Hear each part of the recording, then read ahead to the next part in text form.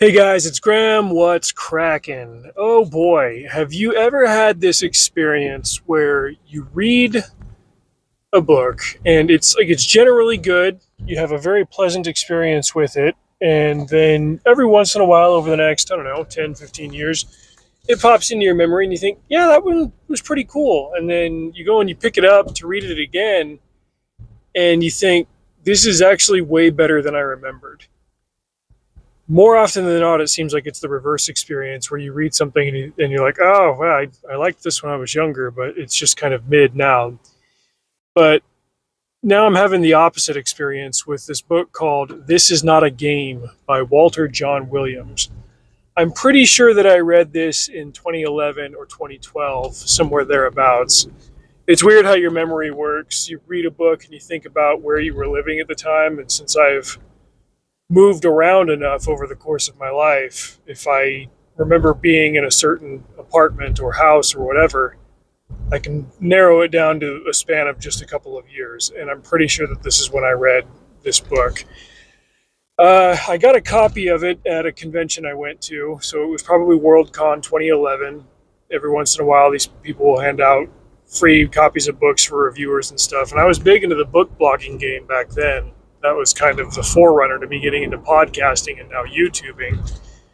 And so I grabbed this one. It sat on my shelf forever, and then I picked it up, a year later, and I finished it in a couple of days. It was the kind of book that was right up my alley without me really knowing, and it overlaps onto a couple of different interests of mine.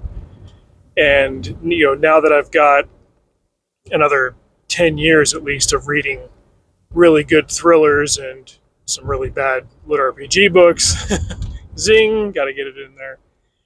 I'm realizing on my second read through that this book just does so many things well. It borrows from so many different areas, but it fuses it all together very seamlessly with very convincing and realistic characters. And even though the tech is just a little bit outdated, like 15 minutes into the past type thing, it still works very, very well. So this is the first in a series that I'm glad I'm rereading book one, because there are, I believe, 4 overall, and I want to read the rest of them now. This is the first in a series about a protagonist named Dagmar Shaw. She's late 20s, early 30s-ish, and you get the backstory on her. It's written pretty well into the first couple of chapters. She was a tech nerd in college who became a gaming nerd. She was in a group of friends that were all big into RPGs and creating their own games and stuff, and then they kind of went their separate ways. She did that girl and a guy friends group thing where she sleeps with one of them and then it screws up the chemistry for the rest of them. They had a falling out. And then they get back together in their 20s, and things are different. They're successful. One of the guys is a really successful finance man, and the other guy is a really successful gamer man, and then the third guy is kind of on the outs with the group, but she's still friends with him, and that's all relevant to know because of things that come together for the story as it develops. I've got to be careful with what I say here because I don't want to ruin any of the surprises or twists or revelations in this book. Suffice it to say that this one starts with a really powerful gut punch, and then when it slows down like at all, it's only to parse out the kind of information that you would need to process the rest of the story. And then it picks up its speed and it accelerates at the right times. Pacing is a crucial and yet often underrated quality to a very, very good story. And if you're writing anything in the thriller genre, you've got to get the pacing right. You can't just be going 80 miles an hour the entire time. You've got to know when to slow down to take a turn or to wait at a light, and then when to stomp on the gas again. And Walter John Williams does this very, very well. I briefly looked him up to see what the rest of his bibliography looked like before recording this. This is a guy who's 70 years old and has been writing for the entire time that I've been alive, and writing in a lot of different genres. I guess he also had a pseudonym where he wrote maybe not necessarily pirate novels, but privateer novels, which is a genre that requires a great amount of historical and technical research. And then he's gone on into sci-fi, and then he writes this book here, which is based on current day technology. Obviously, he's got a broad understanding of a lot of different areas, and he's able to write it all into the book. I'm going to say this over and over again, very, very well, to the point where it gives you the details that you need to add the richness and the plausibility to the world, but it doesn't make you notice it overtly. You're not doing a Dan Brown thing where he sits you down and gives you a technical lecture for 40 pages. You get what you need, and then the story keeps moving. But the book starts with one of the four focal characters. Like I said, Dagmar is the main character, but then she's got the three guy friends, Charlie, Austin, and BJ. And the book starts with Austin sitting down at his computer, checking his emails for the day, and then he checks his bank balance, and he's got $4 billion in his bank account. And he's like, this has to stop. And you're like, wait, what? You don't immediately get an answer as to what's going on, but then it cuts to Dagmar, who's on, not vacation, it's a work assignment, but she's traveling, and she's in Indonesia, and the economy of the entire country has just gone straight down the pisser. Their currency has collapsed. Riots are happening, mass thefts and burnings and lootings and stuff, and you find out she's waiting to be rescued by Austin, who is her multi-millionaire boss. He's got the resources to do this, but in a state of chaos and in a state of economic collapse, this is difficult to do. What is Dagmar's job? Well, she works for Austin's company, which is a software company. They do gaming and stuff. And she's in charge of a specific type of gaming called augmented reality gaming. It's kind of a fusion of real life and RPGs, where the players aren't all sitting at a table rolling dice and stuff, but rather she writes these games. She puts information on the internet, clues, pictures, whatever, and then gamers in the forums start to analyze it and parse the clues out and find a phone number, call the phone number, and then an actor that Dagmar has hired will answer the phone and give them the next clue or something. And these games are apparently tremendously popular. There are millions of them worldwide just on the particular forums that Dagmar runs. Prior to reading this book the first time around, I'd never heard of ARGs, and it's one of those things that I think that I could really get into. It's just, find me the time to do anything extracurricular beyond what I'm doing now. So there goes that idea. But it sounds really, really cool, and it involves the kind of people that are good at like real world hacking things, analyzing, figuring out hidden clues and what they mean, and collaborating. Like it's all so incredible to ponder.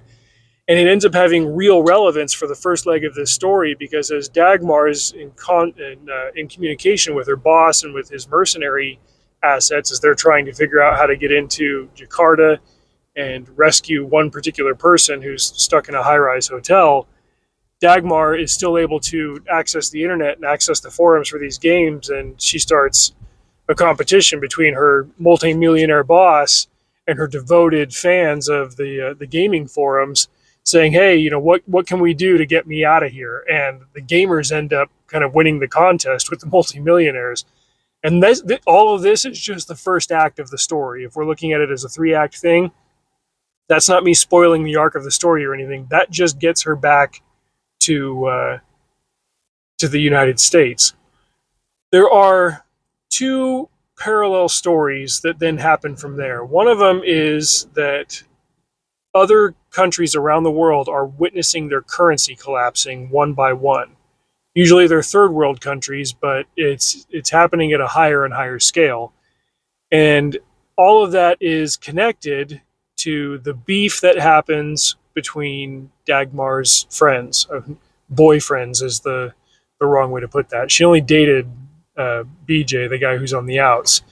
But she starts to realize that the company that they initially built, that the guy friends built, and then ended up collapsing, and that's what put BJ on the outs, is connected to what's happening with these currency collapses.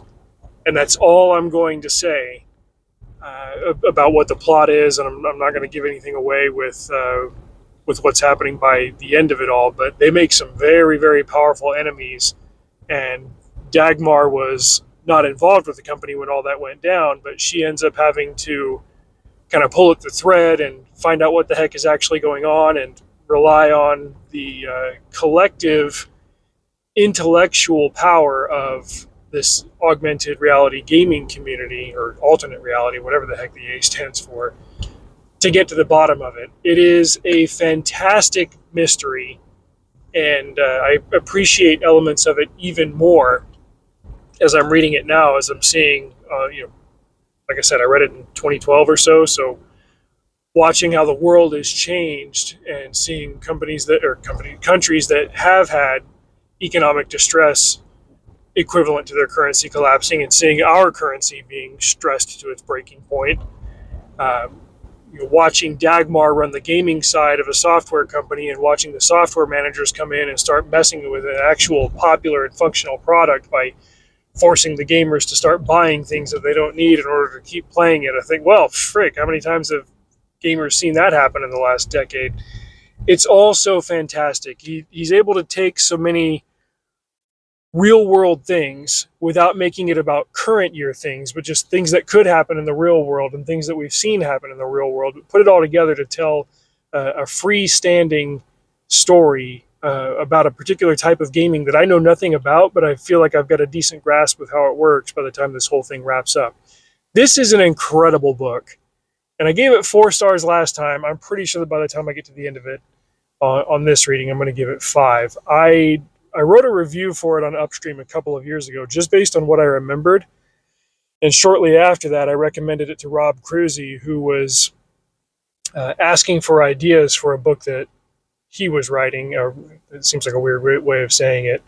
He had an idea for a book, but he was trying to stress test an idea that he had, and that's what a lot of writers do. Will say, has anybody ever tackled this idea? Because I need to see kind of how something in this setting or with this element plays out. And I recommended it to him. He burned through it. He really liked it.